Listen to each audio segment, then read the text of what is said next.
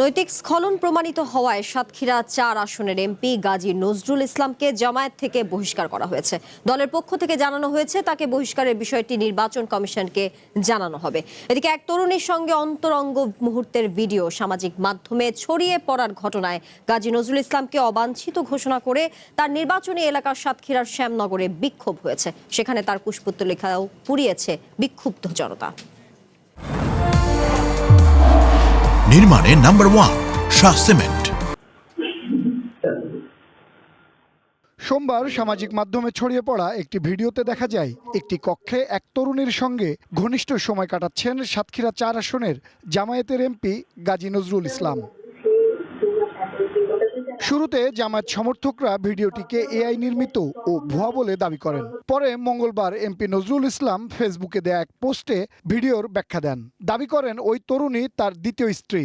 এই সংসদ সদস্য আরও দাবি করেন পূর্ব শত্রুতা ও পারিবারিক বিরোধের জেরেই ঘনিষ্ঠ মুহূর্তের ভিডিও ধারণ করে ছড়িয়ে দেওয়া হয়েছে।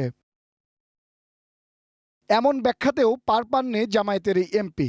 এ ঘটনার প্রতিবাদে উত্তাল হয়ে ওঠে নজরুল ইসলামের নির্বাচনী এলাকা শ্যামনগর। বুধবার সকালে বিক্ষোভ মিছিল ও প্রতিবাদ সমাবেশ করেন স্থানীয়রা।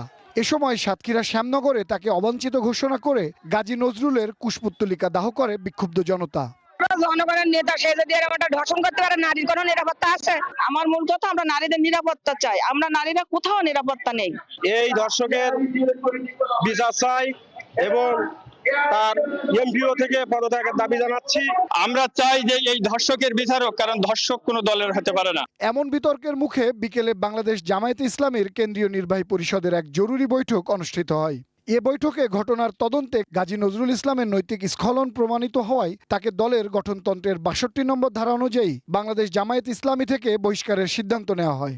দলের কেন্দ্রীয় প্রচার ও মিডিয়া বিভাগের সেক্রেটারি এহসানুল মাহবুব জুবায়েরের পাঠানো এক বিবৃতিতে এসব তথ্য জানানো হয়। একই সাথে তাকে সংগঠন থেকে বহিষ্কারের বিষয়টি নির্বাচন কমিশনকে অবিলম্বে অবহিত করা হবে বলেও জানানো হয়।